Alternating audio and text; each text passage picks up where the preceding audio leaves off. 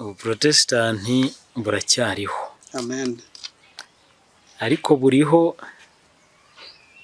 bumerewe nabi. Buriho bumerewe nabi. 1830 babwiriza ubutumwa ba William Miller. Kugeza 1844. Icyo gihe cyose bavuga icyo kintu batunga agatoki umwaka ukagenda wegera kugeza ubwo wegereje abantu bagasigaye imirima y'ibirayi n'ibiki byose batayisaruye bakajya gutegereza Kristo. Icyo kintu ubu ngubu ni hehe cyakorwa ku isi? Bisa nk'ibidashoboka. Ni ukuvuga ngo hari icyahindutsemo. Wibuke kwezi umunsi w'isabato, iminsi 6 ujya ukora aba ari ukoramo imirimo yawe yose, ariko uwa 7 ni isabato y'Uwiteka Imana yawe. Ntukagire umurimo wose uwukoraho. Umucyo w'isabato tubahaye ikaze. Muvandimwe duriye kuri murongo w'umucyo w'isabato, nongeye kukuramutsa. Nishimiye kubana nawe, ubuntu bw'Umwami wacu Yesu Kristo bubane nawe.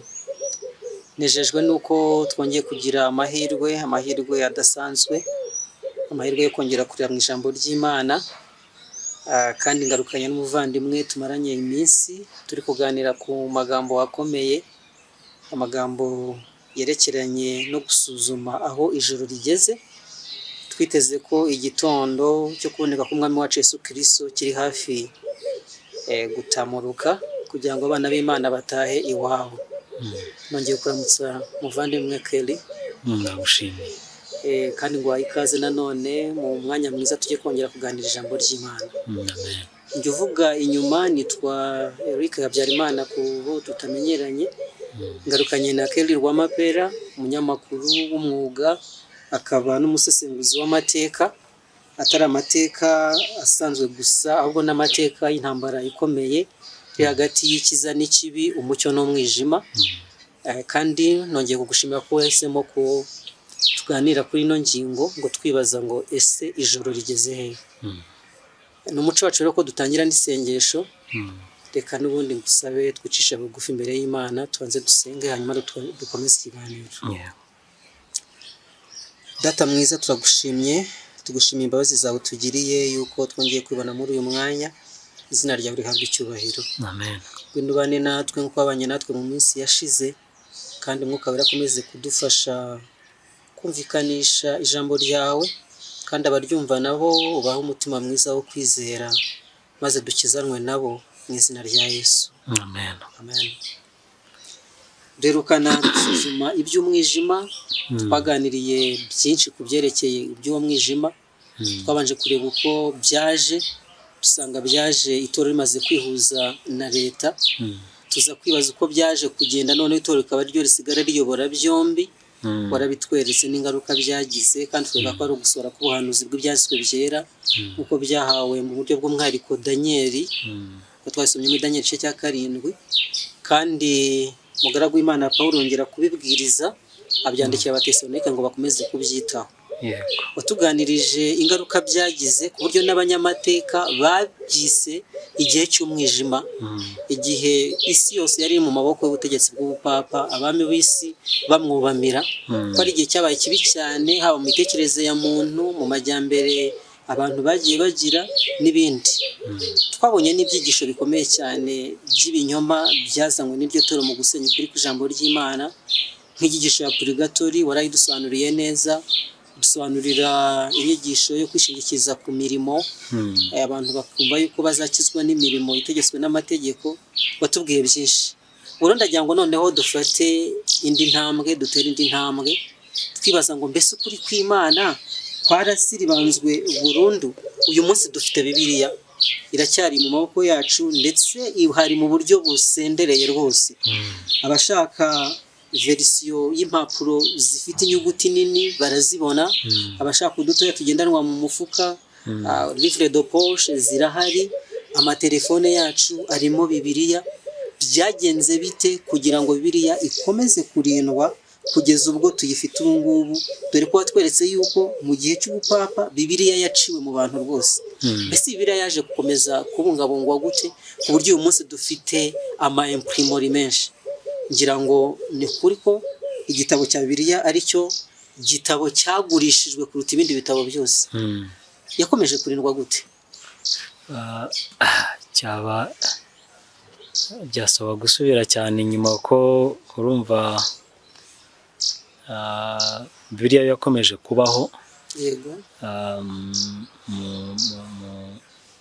Mu bantu bari bashinzwe kuzirinda bo ubwabo, bari bazifite ndetse na Kiliziya Gatolika nayo ubwo yari izifite, ariko zihishe, ifite nkeya z'ikilatini yari yarasapurayinze mu bantu arizo zikora. Yego.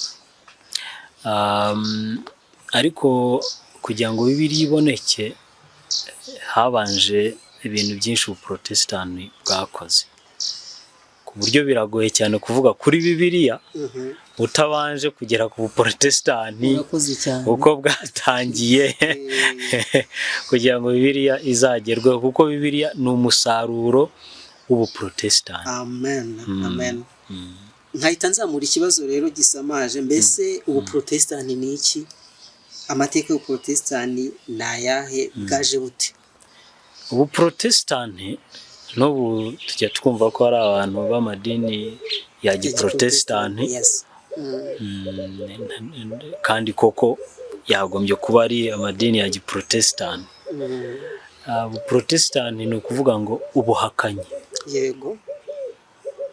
Ubuhakanyi rero ni uguhakana inyigisho za Roma, ni uguhakana gutwarwa kwa Roma. Yego. Ni uguhakana Roma muri make. Mu yandi magambo ubuprotestani bivuze guhakana. Yego. Ubwo nyine iyo mvuze Roma ni ubupapa. Papa n'amatwara ye yose. Ni izina ryahawe abantu batigeze bumvikana na Roma, bitwa abaprotestani. Igihe cyarabaye nyuma y'igihe kirekire cy'iyo myaka y'umwijima ivugwa mu mateka. Sinavuga ngo abantu baravuga batari ko birahagije, reka oya, ariko Imana nuko yabishatse. Yego. Kuko hagiye habaho abantu benshi kuva no muri icyo gihe cy'umwijima baba protestani, ariko movement y'ubwayo reform yiswe Protestant Reformation yo ni yindi. Ariko n'ubundi hari hasanzwe abantu bagiye bahakana ibyo Roma ikora, benshi bakicwa. Muri icyo gihe cy'umwijima na Google nayo n'abanyamateka bose bemeranya ko abantu bagera kuri miliyoni 50 bishwe na Kiliziya Gatolika, ibaziza kuba baranze Kiliziya Gatolika, ibaziza kuba abaprotestani muri make. Bose n'abaprotestani bishwe n'abahakanyi, maze Roma ihitamo kubica, barabica. Uburyo abarenga miliyoni 50 bapfuye bazira guhakana inyigisho za Roma. Ibyo bintu bishyize muri Google ukayibaza uti wenda mu rurimi uzi wenda icyongereza, kavuga uti ni abantu bangahe bishwe mu gihe cy'umwijima na Kiliziya Gatolika cyangwa n'ingoma ya Roma, bahita bakwereka abantu barenga miliyoni 50. Buriya nuko abaprotestani atari abantu bahora bibuka bapfuye. Buri mwaka twakaye dufata imisaraba tukayizamura, twarashize, ubasabire ntitwagaye tubivuga, ariko ibyo bintu ntabyo dukora. Ntabwo ari inyigisho ya giprotestani. Ubwo aho bose bari bo. Ariko nyuma hagiye habaho noneho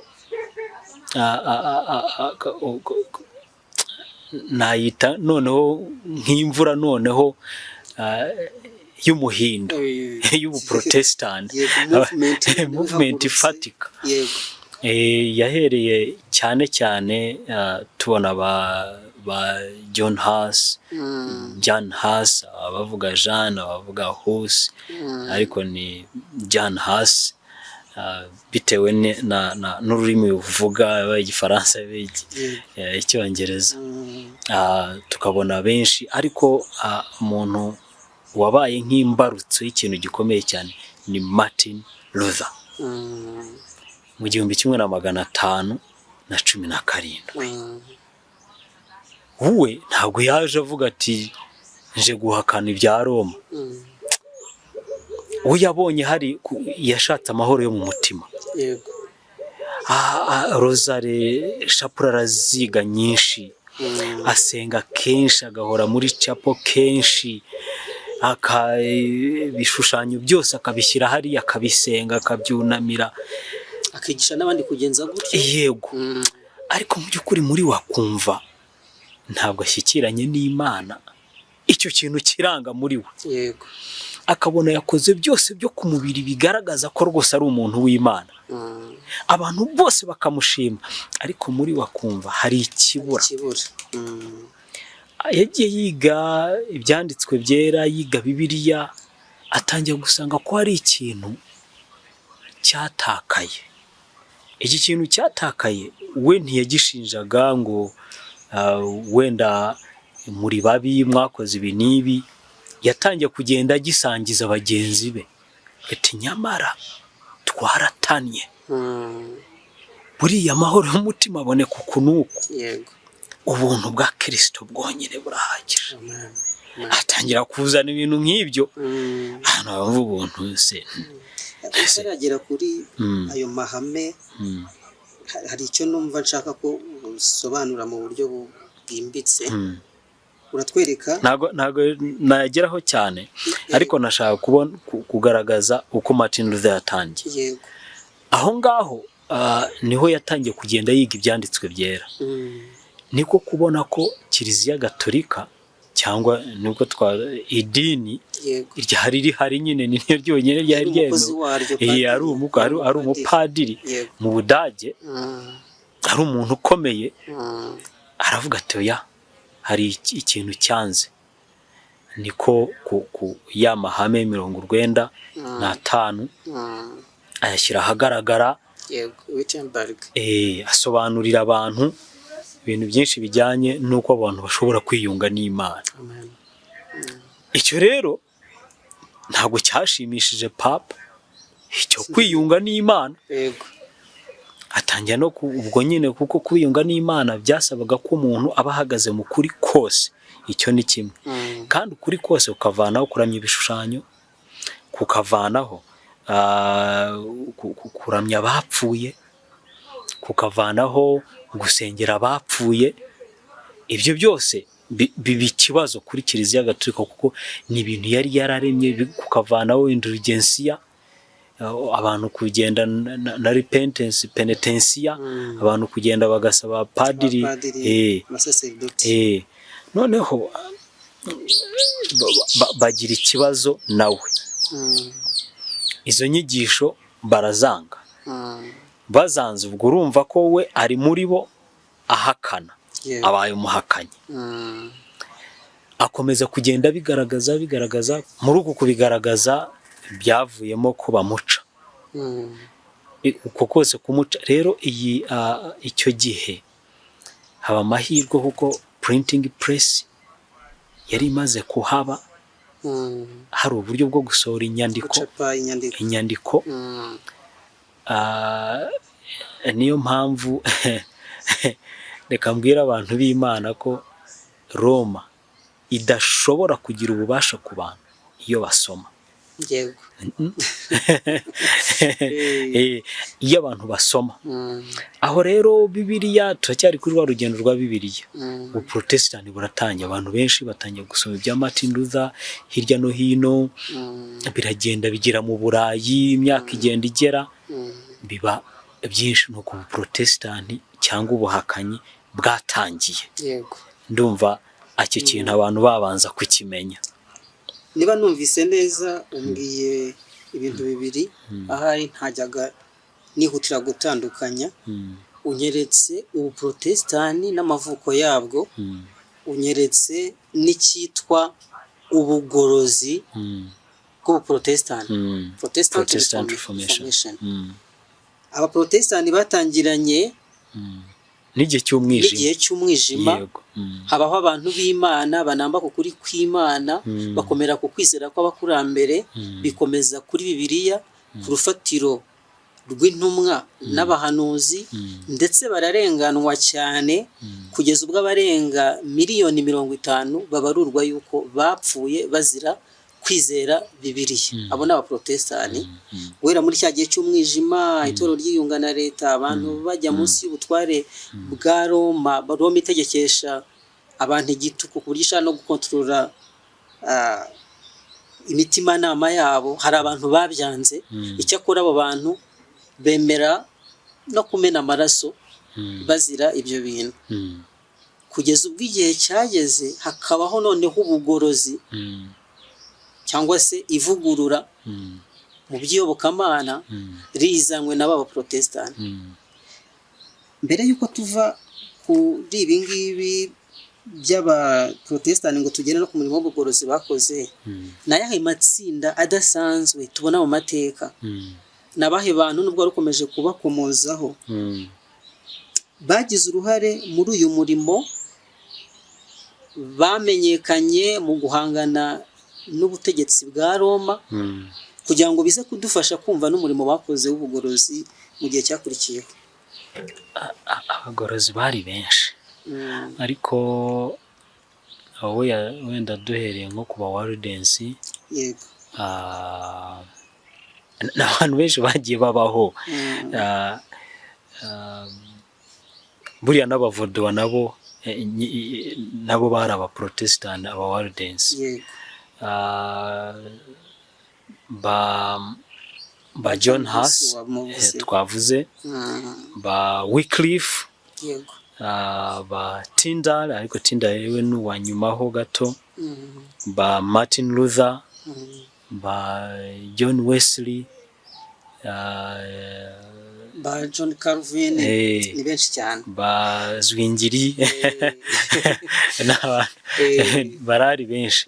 Buri muntu afite uruhare yakoze, ku buryo niyo mpamvu dukwiriye gushima Imana, kandi ibintu byinshi tukajya tureka Imana yo yikoreye n'umurimo. Iyo urebye muri aba bantu, buri muntu yagize icyo akora. Hari naho usanga nubwo yaba uyu Martin Luther, hari ibintu byinshi nawe atagezemo, icyo myinshi atagezeho muri Bibiliya. yego, Cyokora ntiyigeze avuga ko Kristo ajya kuza icyo gihe. Oya, cyokora yavuga ko wenda mu myaka 300 mbere ashobora. Ariko Imana yagiye ikoresha abantu, buri muntu agace,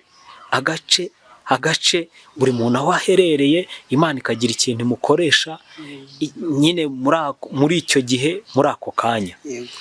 Wakagenda akaza n'abandi, bityo. Buriya Imana niko ikora, kandi no mu gihe cyacu Imana ntabwo itwikoreza byose, ahubwo buri muntu igira kandi imuha. Kuko buriya kubera ko nyine turi abantu, ibitekerezo byarasigingiye, icyaha cyaratubase, umuntu aba afite ibintu byinshi arwana nabyo, byaramunaniye, ariko Imana ikagira akantu gake imuha agaheraho. Ako kantu gake kakagenda gakura. Muri cya gihe rero katarakura kugera ku wundi we kakuze, ushobora kumureba uvuga uti nk'uyu ari mu biki. Ariko mu by'ukuri nawe aho ngaho bari ni ukuri kw'igihe harimo, nawe akiranutse mu mucyo, azi Imana yaremereje mu bugingo bwe. N'aba bagorozi niko byagenze, ntabwo ari umuntu umwe, nta nubwo ari igisekuruza kimwe cyakoze uyu murimo, ni ibisekuruza bitandukanye, kugeza ubwo nk'uko tuzayibona ubugorozi bwanze, abantu bo mu Burayi, Abongereza banze gusohoza ubugorozi bwose nk'uko bwari bukwiriye kuba. Abantu bamwe bakava muri icyo gihugu bakajya guhanga Amerika. Yego, ngira ngo tuzabiganiraho mu buryo bw'umwihariko, tureba uno murimo w'abagorozi, ntabwo ari iki kiganiro turi bakoreho gusa, ariko reka nshimira Imana. Bavuze uti ntabwo abaprotestani bagira umuco wo kwibuka abapfuye ngo bamanike imisaraba, ariko reka tuzirikane urukundo Imana Data wa twese yadukunze, tukaba dugifite ibyanditswe byera uyu munsi, nubwo Roma yagerageje kubitsemba we ikabivana mu bantu, ariko umunsi bikaba bigihari. Hari umurimo ukomeye cyane wahereye ku ba Waldense cyangwa se abavaudois bo mu misozi y'Ubufaransa, barwanye ku nyandiko za Bibiliya.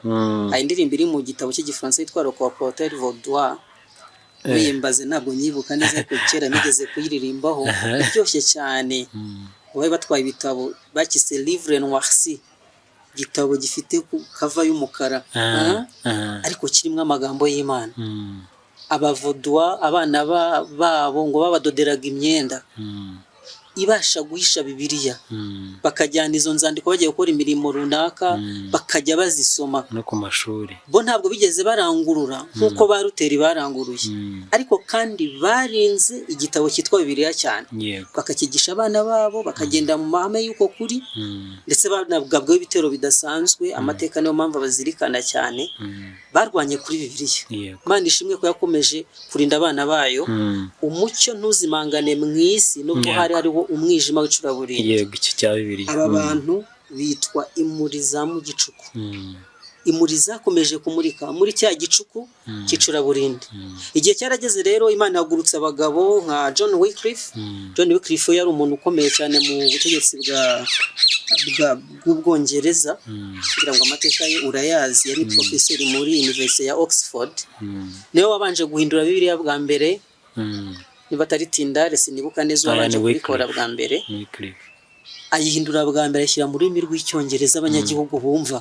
Byabaye ibintu bidasanzwe cyane. Ariko Roma nawe yamugabyeho igitero. Urumva Bibiliya itangiye kuboneka, nawe nta mahame runaka tuzi yabwirije, ariko byibuze yamurikiye abantu igitabo cya Bibiliya, bongera kwisomera. Igihe cyarageze nk'uko wari ubivuze, ba Martin Luther baraza. Noneho mu mvugo y'abiki gihe baravuga ngo bamena umuceri, umuceri bawumena hasi.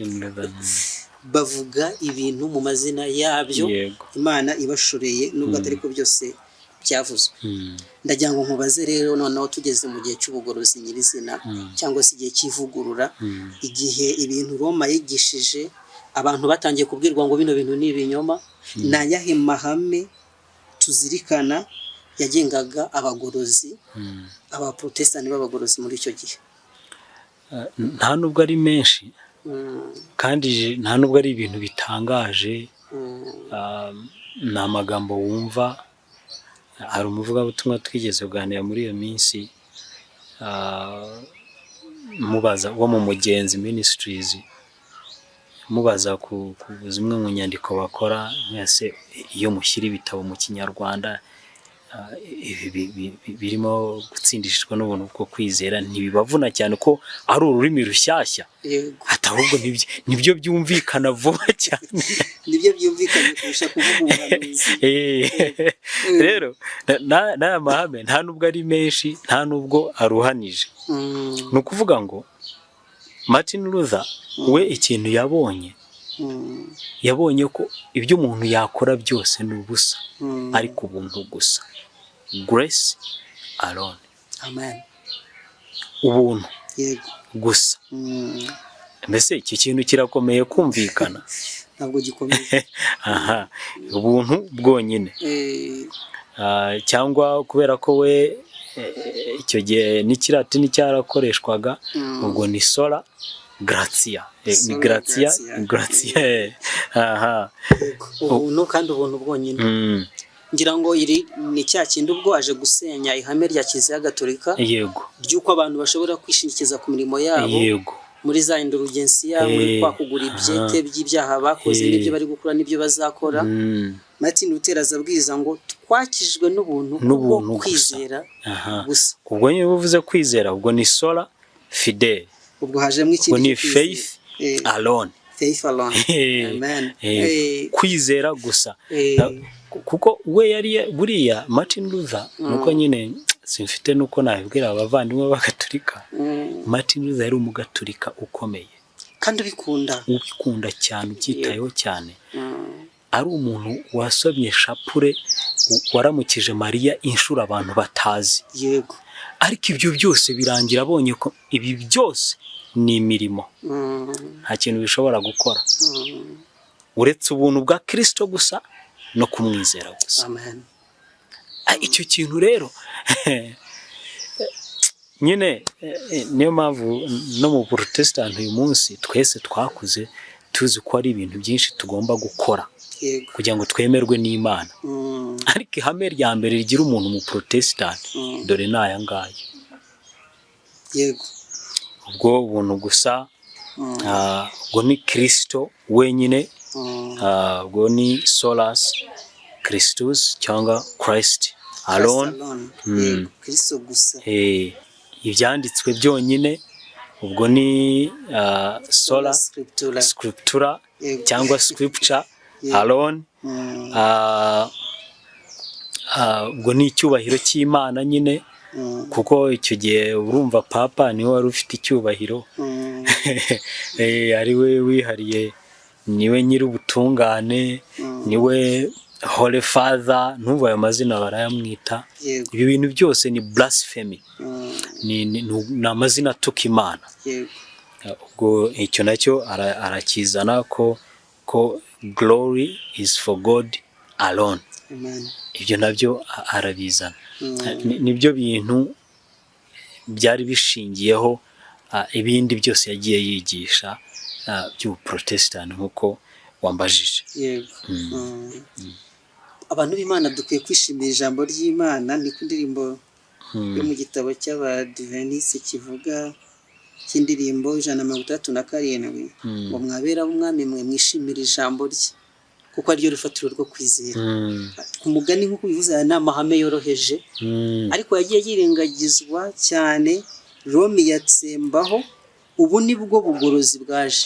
Iyo wumvise aya magambo wumva ari ibintu byoroshye, ariko bifite implications nyinshi ku bantu biremeye imirimo yabo, kuko Kiliziya Gatolika yari yarashyizeho ibintu byinshi abantu bashobora gukora kugira ngo bakundwe bemerwe n'Imana, kuko n'ubundi nabemera. Ibyo bintu babigizeho ikibazo, bahise bavuga none se ako kanya se umuntu abonye agakiza bitanyuze iyi nzira iyi n'iyi, atibabaje atagenje n'amaguru gusura ahantu aha n'aha, adahagazeho mu rubura ngo agaragaze ko ababaye, ibintu nk'ibyo. Ariko Imana si kwikora. Imana si kwikora. Rero nibyo yagiye avuga, nibyo buriya byatumye agira ikibazo na bene wabo, reka mbite bene wabo, ko nawe yari umupadiri kandi ubikunze ukora umurimo we neza. Ngibyo rero sola gracia, sola fide, solus Christus, sola scriptura, soli deo gloria. Ayo niyo mahame yagengaga abantu b'Imana.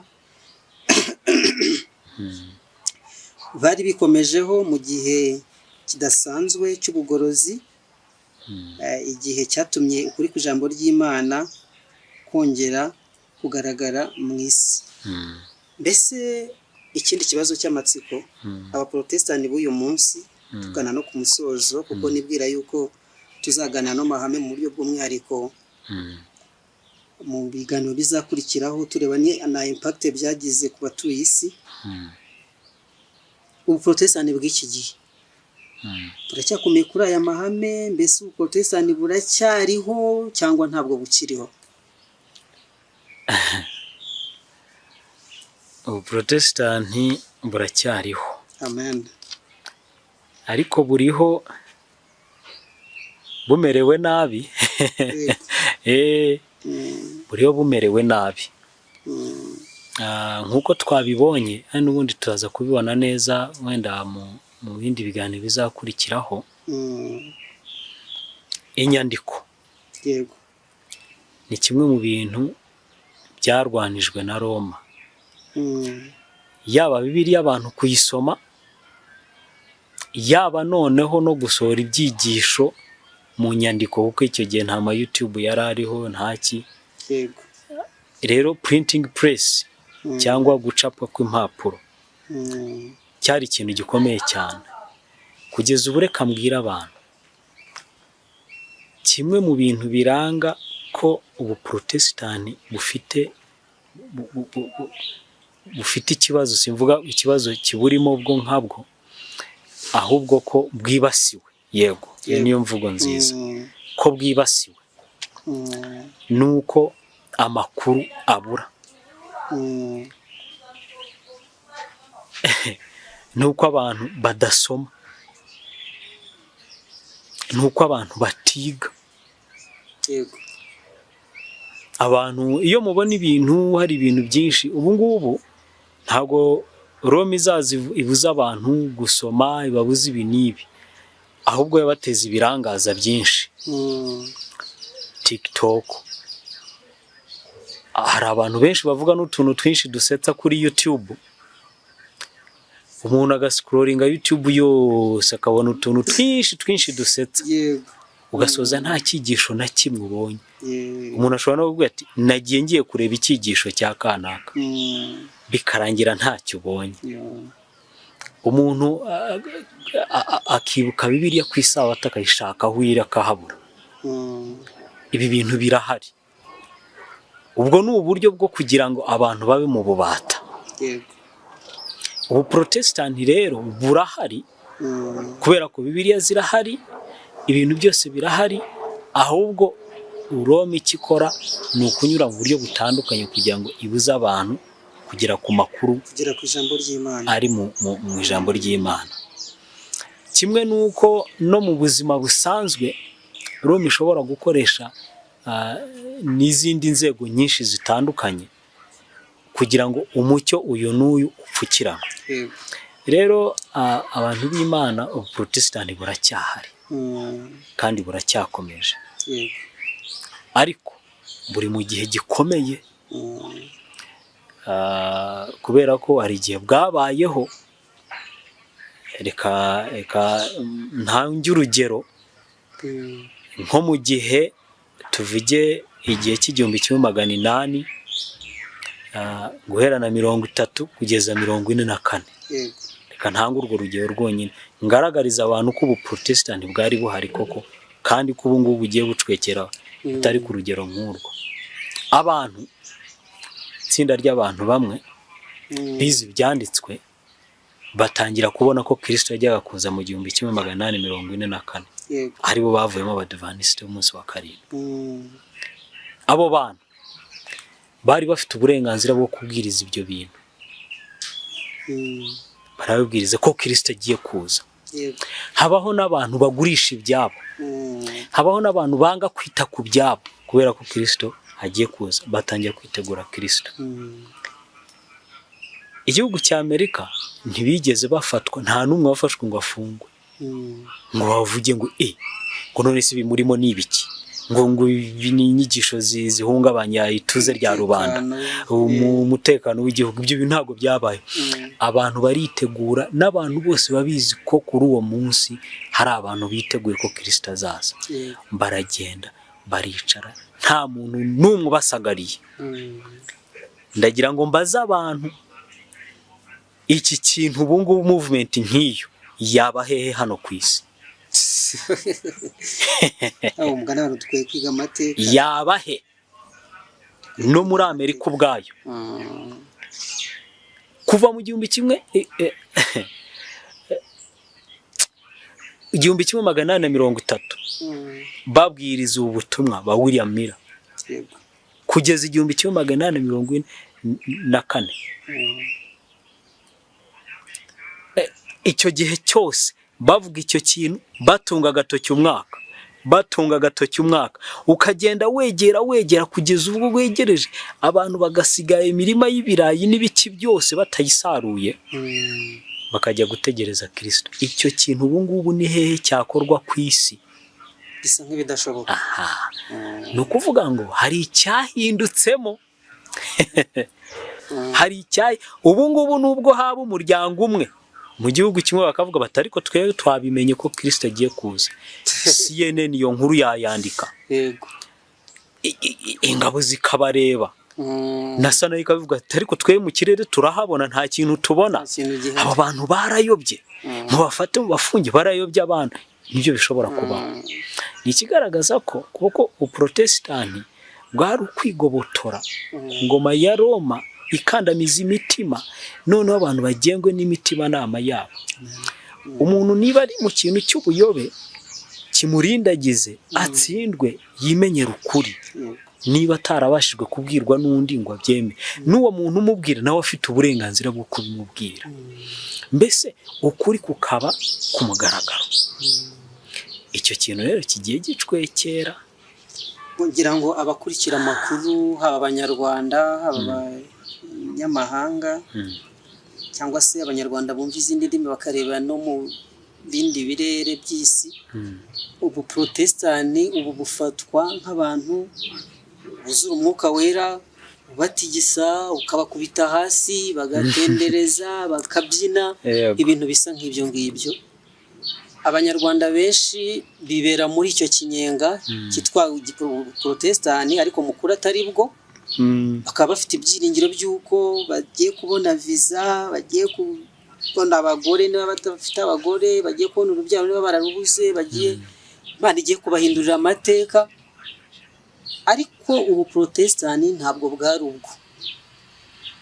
Protestani bwari bufite amahame adasanzwe kandi adakebakeba, ariyo sola gracia, ubuntu kandi ubuntu gusa, sola fide, kwizera kandi kwizera konyine, solus Christus, Kristo alone, Kristo wenyine gusa, sola scriptura, ibyanditswe byera kandi ibyanditswe byera gusa, soli deo gloria, icyubahiro cy'Imana kandi icyubahiro cy'Imana yonyine gusa.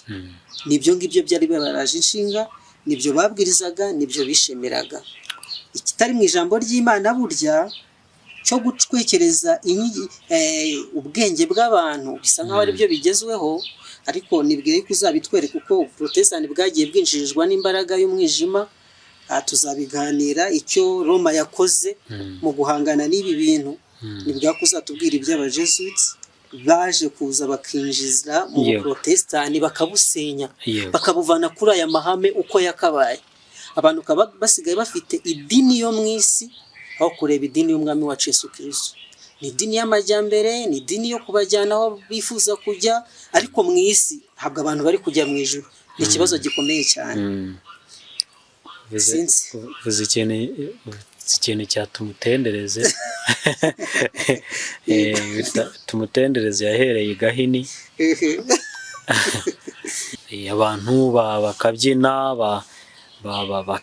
bakishima, ngo bakumva baruhutse, ariko kiriya kintu na n'ubu kirahari. N'ubu mba mbona indirimbo nyinshi z'abantu bihumuriza ngo turi abasirikare ba Yesu, bakavuga ngo Imana irabakunda. Uzi ko hari indirimbo nke zituma zibaza abantu mbese ubanye ute na Kristo. Izo ni nke cyarashimuswe. Abantu baba bashaka nyine ibintu ngo bibahumuriza, abantu baba bashaka ibintu. Iyo tuvuze kwizera, ntabwo ari ukwizera gushingiye kuri Kristo, babaremamo ko ari interpretation, kwigirira icyizere mu byo bakora. Kandi iyo ni inarijye, icyo ni icyaha. Ni icyaha. Ni ukuvuga ngo umuntu aba amaze kwishyiramo ati jyewe ndashoboye, sinumva. Njya mbona n'abantu ku masitatusi bavuga ngo umuntu nubona kugira atya uzamwihorere ubeho nk'uko ushaka.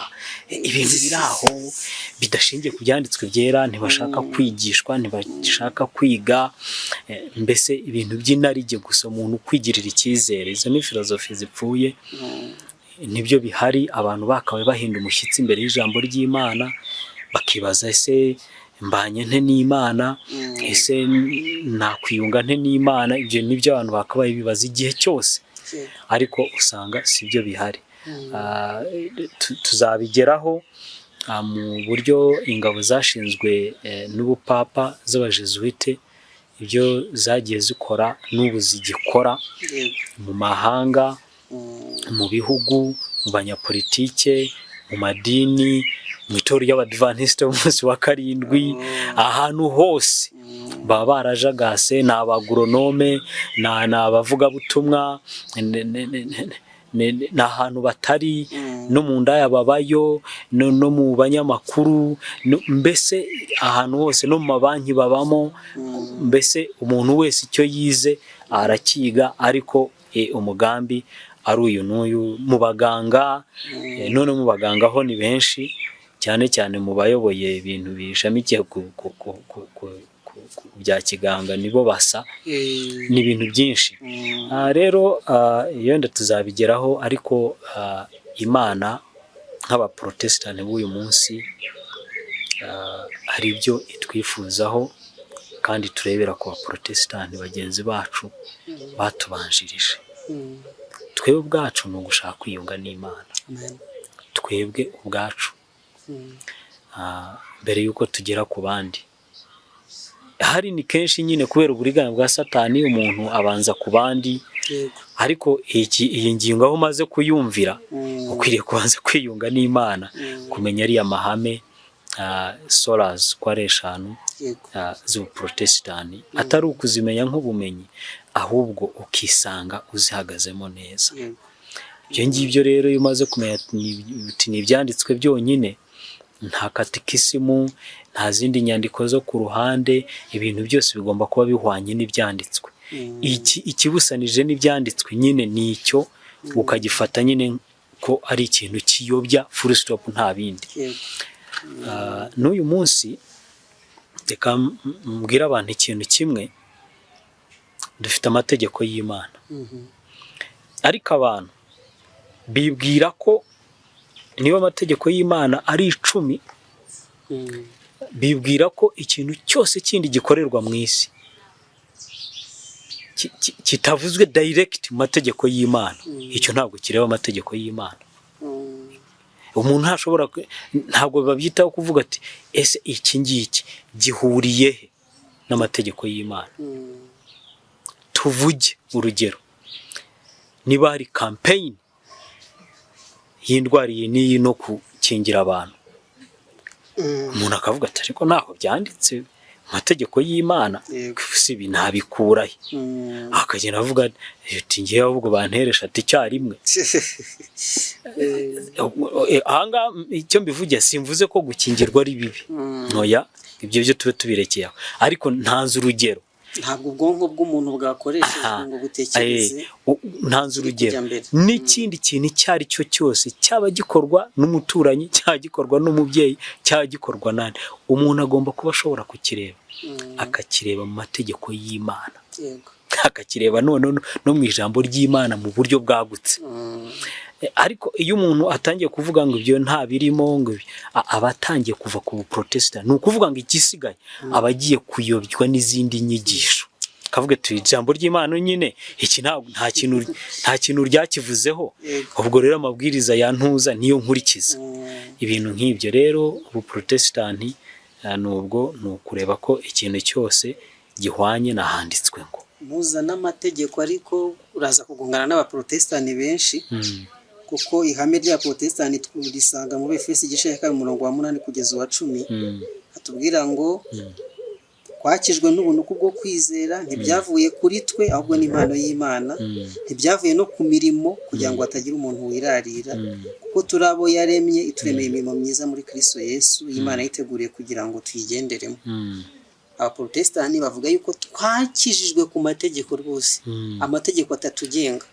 Nacyo gituma batemera isabato burya, nuko bakomera kuri iri hame Martin Luther yabwirizaga, rivuga ngo twakijwe n'ubuntu, sola gracia. Yego, iby'amategeko byararangiye. Ubwo rero nuvuga ngo amategeko arareba abaprotestani, biraza kuba ikibazo twigeze kugirana, kivuga ku itegeko rya 5. Yego. Kivuga n'ukuntu Abisirayeli babwiye Imana, babwiye amategeko Mose, baramubwira bati tuzabikora. Yego. Amategeko y'Imana ni ayayo koko, kandi niyo Mana niyo twizera. Ntabwo rero ubuntu bw'Imana bavanyeho amategeko yayo. Amen. ahubwo ubuntu bw'Imana nibwo budushoboza Yego. guhagarara amategeko yayo. Amen. Icyo dusabwa uhereye no ku mukurambere wo kwizera Aburahamu, ntabwo yari igitangaza cyane ku isi n'abandi benshi, ariko icyo barushaga abandi bantu nuko nubwo bageraga ahantu bakabona amategeko y'Imana akomeye cyangwa agiye gutuma bagerwaho n'akaga, bakomezaga kwizera iyo Mana, bakayizera kugira ngo abe ari bayobora batayicumuraho. Ntabwo rero wavuga ko ukunda Imana yawe uyizeye warangiza ukajya ku mategeko yawe ugasiriba ukavuga ko uyizeye, ariko ntabwo byashoboka. Nta buntu rwose, ahubwo ubuntu bwayo icyiza cyabwo bwakabaye bugushorera ukudacumura ku Mana, gukora iby'Imana ishaka ariyo mategeko yayo. Mu gitondo nahoze nsoma muri cya gitabo cyitwa Intambara Ikomeye, amateka y'umugorozi ugeze kuvuga witwa John Wesley. Nabisomye mu gice cya 14 kivuga iby'abagorozi b'Abongereza baje gukurikira umurimo w'abagorozi aba Martin Luther. Harimo na John Wesley rero.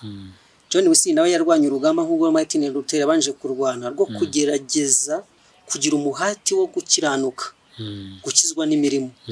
Ino ngorane yagiye igonga abantu b'Imana benshi, ariko bikababuza amahoro, bakumva badatekanye, batarujuje iby'amategeko asaba, nk'uko ijambo ry'Imana rivuga ngo nimumara gukora iby'amategeko yabasabye mujye mwibuka ko muri abagaragu b'imburamumaro, kuko mwasohoje iby'amategeko yasabye gusa. Akiyumvamo ikibazo, ariko igihe cyarageze ahura n'irindi tsinda ryiza cyane ry'abagorozi, ntabwo twigeze turivugaho, ryitwa Abamoravians. Abamoravians babaye abantu bavumbuye iby'ubuntu bw'Imana ku munyabyaha wiyeguriye Kristo, paruhuka rwose. Maze amaze gura nabo yiga ibyabo neza, maze yumva arakize pe, yumva yakiriye agakiza kadakomoka muri we ubwe, ahubwo gakomoka muri Kristo. Amagambo yamuvuzweho, ndasoma paragrafi imwe kubw'igihe. Uyu John Wesley yakomeje imibereho idakebakeba kandi yo kwiyanga, nk'uko na mbere byose na mbere yari ameze, ariko noneho atari yo shingiro ryo kwizera kwe, ahubwo ari ingaruka yo kwizera. Amen. Atari umuzi w'ubutungane, ahubwo ari amatunda yabwo. Ubuntu bw'Imana muri Yesu Kristo ni ishingiro ry'ibyiringiro bya Gikristo, kandi ubwo buntu buzagaragarira mu kumvira. Ubuzima bwa Wesley yari yaraburunduriye mu murimo wo kubwiriza ukuri gukomeye yari yarakiriye, ariko kugirwa intungane binyuze mu kwiza amaraso ya Yesu Kristo akuraho ibyaha, n'imbaraga ihindura umutima ya Mwuka Muziranenge, maze ikera imbuto mu mibereho ikurikiza urugero rwa Kristo. Iyi formula abantu b'Imana Abaprotestant bakwiriye kuyimenya. Iyo umuntu yakira ubuntu bwa Kristo bugakora mu mutima we, ubwo buntu bwera imbuto, ariyo kumvira no kugira imibereho idakebakeba kandi yo kwiyanga. Uyu John Wesley niwe waje gukomokwaho n'itoro ry'Abamethodiste, bikomotse nabwo ku gitutsi babatukaga ngo n'Abamethodiste, abantu nyine bafite imibereho idakebakeba no kwiyanga. Icyakora aza kuvumbura yuko atari yo gakiza, ahubwo agakiza gakomoka kuri Kristo gusa, maze kakera ya mibereho yo kwiyanga no kumvira amategeko y'Imana. Ni sogokuru w'Abamethodiste. Ndamukunda cyane, aho ari abantu b'Imana numva tuzajya tukafata umwanya tukaganira ku kwizera kw'abakurambere uko kwari kumeze. No formula rero John Wesley yaje kuvumbura yuko kumvira Imana, kugira imibereho idakebakeba, atari umuzi wo kwemerwa n'Imana, ahubwo ari imbuto zo kwemerwa nayo. Abaprotestant bakwiye kubimenya, kandi igihe imibereho yabo idahuje n'uko ijambo ry'Imana ribivuga, ukumvira aya mategeko 10 yose, harimo n'itegeko ry'isabato turi kusakuzaho cyane kuri no platform, bamenye yuko bagifitanye urubanza n'Imana. Ndumva twumvise ko Abaprotestant baje no kubakomeje kumurika umucyo mu cyo bise mu kiswe ubugorozi mu mateka y'isi. Tuzakomeza kureba ingaruka byagize, twibaza ndetse n'icyo Roma yabikozeho, kuko Roma yari itewe igitero simusiga kidasanzwe. Ndumva aricyo tuzaganira ubutaha. Ntabwo nzi niba hari icyo ubasha kongeraho. Ndumva ntacyo ukadusengera. Ndumva ntacyo. twasenga. yego. Kadusenge. Data wa twese uri mu ijuru, mwongere w'ubugingo bwacu, turagushimiye cyane yuko wagennye umwanya nk'uyu kugira ngo tugire icyo tuganira cyo mu ijambo ryawe n'ibitangaza wakoze mu mateka y'iyi si, izina ryawe ryubahwe. Amen. Turakwifuza Uwiteka yuko ubana natwe, ukatuyobora mu nzira yawe yo kuri muri iyi minsi kugeza ubwo uzaza. Amen. Bene data bateze amatwi iki kiganiro baha umugisha kandi ubane nabo, aho tutabashije kugera Uwiteka ukore ku mitima yabo, ufungure intekerezo zabo kugira ngo bo ubwabo baganire nawe. Amen. kandi ubigishe ubwo uzaza twese uzaducyure mu bwami bwawe, tugusaba mu izina rya Yesu. Amen. Amen.